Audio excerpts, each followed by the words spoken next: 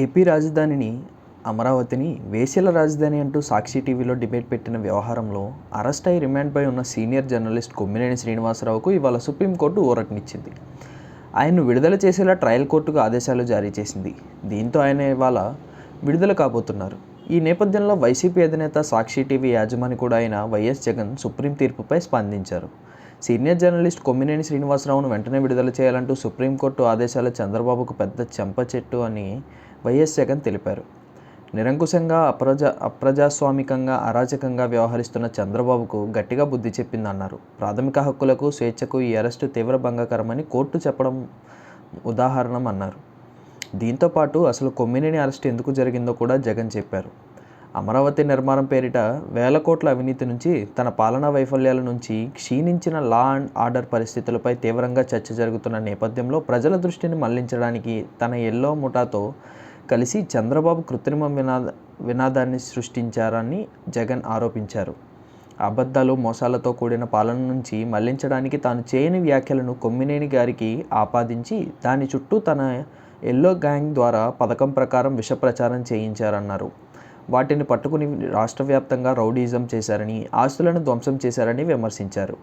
మహిళల నిరసన పేరుతో ఒక ముసుగు వేసుకుని సాక్షి మీడియా యూనిట్ ఆఫీసుల మీద, కార్యాలయాల మీద అరాచకంగా దాడులు చేయించారు.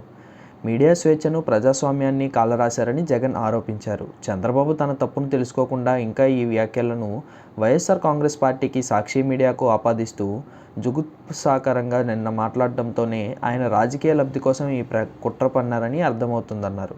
విశ్లేషకుడి వ్యాఖ్యలతో యాంకర్గా వ్యవహరించిన కొమ్మినేనికి ఏం సంబంధం అంటూ ఇవాళ సుప్రీంకోర్టు ఇచ్చిన ఆర్డర్ చంద్రబాబు కుట్రను బద్దలు చేసిందని, ఎండగట్టిందని జగన్ తెలిపారు. తద్వారా ఆంధ్రప్రదేశ్లో అక్రమ అరెస్టుల అంశం మరోసారి దేశం దృష్టికి వెళ్ళిందన్నారు. వక్రీకరణలు, అబద్ధాలు ఎల్లకాలం చెల్లుబాటు కావని జగన్ తెలిపారు. మరోవైపు ప్రకాశం జిల్లా పొదిలిలో తమ నాయకుడు మాజీ ముఖ్యమంత్రి వైఎస్ జగన్మోహన్ రెడ్డికి వచ్చిన జనాదరణను చూసి టీడీపీ నేతలు జీర్ణించుకోలేకపోతున్నారని ఆళ్లగడ్డ వైసీపీ నాయకుడు భూమా కిషోర్ రెడ్డి విమర్శించారు. మీడియాతో ఆయన మాట్లాడుతూ జగన్ పర్యటనను టీడీపీ శ్రేణులు అడ్డుకోవడమే కాకుండా తిరిగి వైసీపీ నాయకులు, కార్యకర్తలపై కేసులు పెట్టడం విడ్డూరంగా ఉందని ఆయన అన్నారు. కేవలం పొదిలిలో జగన్కు లక్షలాది మంది జనం రావడంతో టీడీపీ దిక్కుతోచని స్థితిలో పడిందని ఆయన విమర్శించారు. అలాగే సూపర్ 6 హామీలన్నీ నెరవేర్చామని సీఎం చంద్రబాబు నాయుడు అనడం ఆశ్చర్యం కలిగిస్తోందన్నారు. ఈ సందర్భంగా మేనిఫెస్టోలోని పలు హామీల్ని ఆయన చదివి ఎక్కడైనా అవి అమలుకు నోచుకున్నాయా అని నిలదీశారు. తల్లికి వందనం కాదని, తల్లికి వెన్నుపోటు పొడిచారని ఆయన దుయ్యబట్టారు. ఎలాంటి షరతులు లేకుండా ఇంట్లో ఎంతమంది పిల్లలు చదువుతుంటే అందరికీ తల్లికి వందనం అమలు చేస్తామని వచ్చిన హామీకి పంగనామాలు పెట్టారని ఆయన తప్పుపట్టారు. అలాగే ప్రతి మహిళకు నెల 15,000 ఇస్తామన్న హామీ గురించి మాట్లాడుకోకపోవడమే మంచిదన్నారు. అధికారంలోకి రావడానికి అమలు కాని హామీలని కూటమి నేతలు ఇచ్చారని ఆయన అన్నారు. సూపర్ 6 హామీలన్నీ అమలయ్యాయని సీఎం అనడం ప్రజలకు వెన్నుపోటు పొడవడమే అని ఆయన విమర్శించారు.